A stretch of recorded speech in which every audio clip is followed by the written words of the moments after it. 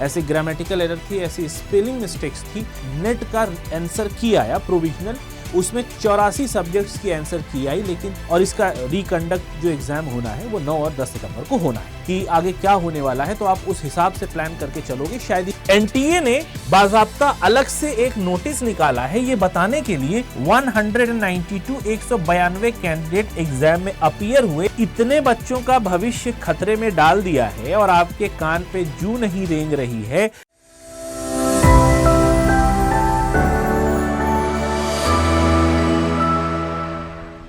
Hello everyone, मैं हूं मसरूर अख्तर। स्वागत है आप सभी का अड्डा 24/7 यूजीसी नेट के इस प्लेटफॉर्म पर।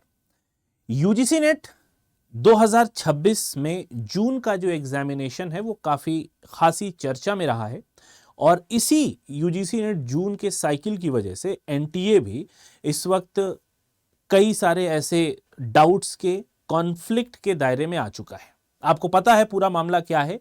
यूजीसी नेट जून 2026 का एग्जाम कंडक्ट कराया गया।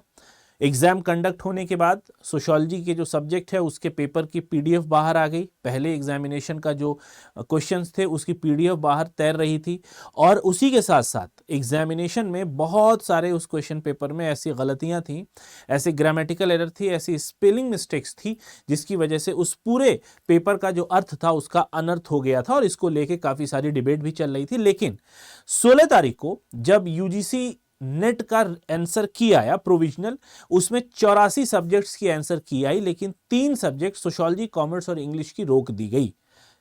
अब इससे यह भी कयास लगता है कि कहीं ना कहीं इसको कंपनसेट करने की बात की गई, नॉर्मलाइज करने की, कि ठीक है सोशियोलॉजी का जो सोशियोलॉजी में जो कमी थी, जो शॉर्टकमिंग्स थी, वो इंग्लिश और कॉमर्स की वजह से इतनी ज्यादा ऊपर नहीं आएगी। लेकिन जबरदस्ती खामखा में इंग्लिश और कॉमर्स को यहां पर चपेट में ला दिया गया, जिससे कई सारे बच्चों का जो भविष्य है वो तार तार होने की कोशिश यहां पर एनटीए के द्वारा की गई और इसके लिए लोग लगे भी हैं कि रीनेट एग्जाम रुक जाए, जिसकी चांसेस काफी ज्यादा कम है और इसका रिकंडक्ट जो एग्जाम होना है वो 9 और 10 सितंबर को होना है। इस वीडियो को बनाने के पीछे एक बड़ा रीजन ये भी है, इससे पहले आपने देखा होगा यूजीसी की तरफ से एनटीए जब एग्जामिनेशन कराता है और इससे पहले भी यूजीसी नेट के जो एग्जामिनेशन हुए थे तो हर शिफ्ट के बाद, हर साइकिल के बाद शाम में और दोपहर में 2 बार एक्स हैंडल पर एनटीए ट्वीट करता था और यह बताता था कि आज के साइकिल में, इस शिफ्ट में, शिफ्ट 1 या शिफ्ट 2 में ये प्रश्न पत्र, ये सब्जेक्ट्स का एग्जाम था, इतने बच्चे इसमें रजिस्टर्ड थे, इतने सक्सेसफुली अपीयर हुए और सक्सेसफुली हमने एग्जाम कंडक्ट करा दिया। लेकिन इस बार ऐसा कुछ भी नहीं हुआ, कोई बात यहां पर नहीं कही गई और इस पर हमने एक बड़ा डिटेल वीडियो भी बनाया था कि क्या एनटीए को पहले से पता था कि ऐसा होने वाला है। यूजीसी नेट के एग्जामिनेशन में जो जून में होने वाला उसमें सेंध पहले से लग चुकी थी, जिसको कहते नहीं है चोर की दाढ़ी में तिनका। आपको पहले से ही पता हो कि आगे क्या होने वाला है तो आप उस हिसाब से प्लान करके चलोगे। शायद इसी वजह से एनटीए ने पहले ये चीजें नहीं बताई कि कितने बच्चे रजिस्टर्ड थे, कितने अपीयर हो रहे हैं, कितने सक्सेसफुली इस एग्जाम को ज्वाइन कर रहे हैं। ठीक है, कोई भी कांग्रेचुलेशंस, कोई भी बेस्ट ऑफ लक, कुछ भी यहां पर ग्रीटिंग्स नहीं दी गई। इसी में आज एक एग्जाम के लिए आया है, एक और एग्जाम है जो रिकंडक्ट होने वाला है, यानी री एग्जामिनेशन उसका होने वाला है। एक ऑल इंडिया आयुष, जो आयुर्वेद और यूनानी का डिपार्टमेंट है, उससे रिलेटेड पोस्ट ग्रेजुएट के लिए एक एग्जामिनेशन होता है, एंट्रेंस टेस्ट। अब इसको वीडियो करने के पीछे मेरा रीजन ये है कि हमें या फिर एनटीए को यूजीसी नेट एग्जामिनेशन से इतना बैर क्यों है, क्यों इतना वो खफा है हमारे एग्जाम से कि एग्जाम भी कराया तो कराया, उसके 40-45 दिन के बाद रिजल्ट आया। जब रिजल्ट आया, बहुत सारे बच्चों को, जिन सब्जेक्ट्स में बच्चों की ये कैसे चुंगी लग गई। ठीक है, इंग्लिश और कॉमर्स में बच्चों का काफी अच्छा स्कोर था और बहुत सारे स्टूडेंट ऐसे थे जो इस अटेम्प्ट में क्वालिफाई कर रहे थे, मगर वहां पे एक मास्टर स्ट्रोक ये खेला गया कि उसको री एग्जाम के दायरे में डाल दिया गया। ठीक है, क्या होता है कंसीक्वेंसेस आप सभी को पता है, कितना नुकसान यहां पे स्टूडेंट्स का हो रहा है। यहां पे एनटीए ने बाजाब्ता अलग से एक नोटिस निकाला है ये बताने के लिए कि हम री एग्जाम कंडक्ट कराने जा रहे हैं। ठीक है, किसका? इसी का, ये जो ऑल इंडिया पीजी के लिए आयुष का एंट्रेंस टेस्ट होता है उसमें।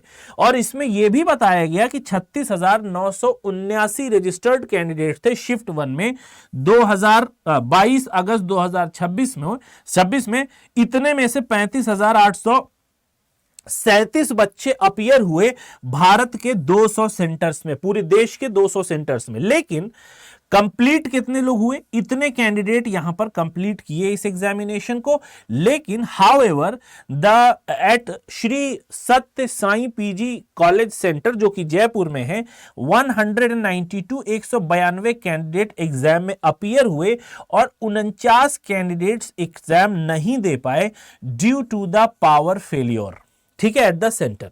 और ये सेंटर का नाम भी यहां पर दिया गया है। नेक्स्ट पैरा में इन्होंने बताया है for all the candidates who could not complete the examination the NTA expresses regret. आपने इतने बच्चों का भविष्य खतरे में डाल दिया है और आपके कान पे जू नहीं रेंग रही है तो आपको रिग्रेट फील नहीं हो रहा है। ये वो एग्जाम है, यूजीसी नेट का जो एग्जाम है, 11 से 11.5 लाख बच्चे फॉर्म भरते हैं, 9-10 लाख बच्चे इस एग्जाम में अपीयर होते हैं और एक तो 6% आप सिर्फ रिजल्ट निकालते हैं और उसके बावजूद भी 3 बड़े सब्जेक्ट्स हैं जिनके एग्जाम में इस तरीके से सेंध लग गया है, जिसका क्वेश्चन पेपर पहले से ही मार्केट में टहल रहा है। आपको इस पे कोई रिग्रेट फील नहीं होता है। आप यहां पे 1% भी कोई इमोशन यहां पर एक्सप्रेस आप नहीं करते हो कि आपको जो इनकन्वीनियंस हुआ है उसकी हम उसके लिए बहुत ज्यादा गिल्ट फील कर रहे हैं। आपको यह जरा भी नहीं करना है।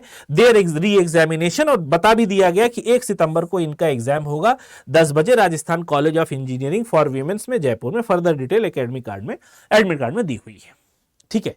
और जो इतना बड़ा एग्जाम है इसके बारे में ना आपने कभी यह भी बताया, ट्रांसपेरेंसी नहीं रखी कि कितने बच्चे बैठ रहे हैं, कितने अपीयर हो रहे हैं। कोई क्रेडिबिलिटी लेने की आपको यहां पर जरूरत नहीं लग रही है। मैं इस बात को पॉइंट आउट करने के लिए वीडियो बना रहा हूं कि हमें आपने बिल्कुल अबेंडन कर दिया इस चीज से कि हम आपसे सवाल पूछ सके, आपको सवाल का जवाब नहीं देना है। आरटीआई डालो तो आरटीआई का जवाब नहीं आना है, ठीक है। बच्चे अगर कुछ आंदोलन कर रहे हैं, अपनी बात कह रहे हैं तो उनकी बात नहीं सुननी है। आपके ऑफिस में जाओ तो आप फुसलाने के लिए, ठीक है, 600 लोगों को आप निकाल देते। भाई 600 लोग हैं भी आपके ऑफिस में। अगर ये 600 लोग ऐसे हैं, मतलब कैसे ये कैपेबल भी नहीं है ये लोग जो वहां पर बैठे हुए जो पेपर बना रहे हैं, जिस तरीके की यहां पर जो इनकॉम्पिटेंसी आपने दिखाई है पेपर बनाने में, उसको कंडक्ट कराने में और आंसर की निकालने में, ये सारी चीजें आपके सामने आती हैं। आपका इस पर क्या रुख होगा आप हमें जरूर बताइएगा कमेंट सेक्शन में। लेकिन फिर से मैं बता रहा हूं, एनटीए पर अभी भी सवालिया निशान लगा हुआ है। क्या कहीं ऐसा तो नहीं ये सारा जो खेल हो रहा है ये प्री प्लान्ड था, इस वजह से एनटीए अभी तक चुप है? आपकी क्या राय है जरूर बताइएगा। मैं सुनना चाहता हूं आपसे कि आप इस बारे में क्या राय रखते हैं। Thank you so much.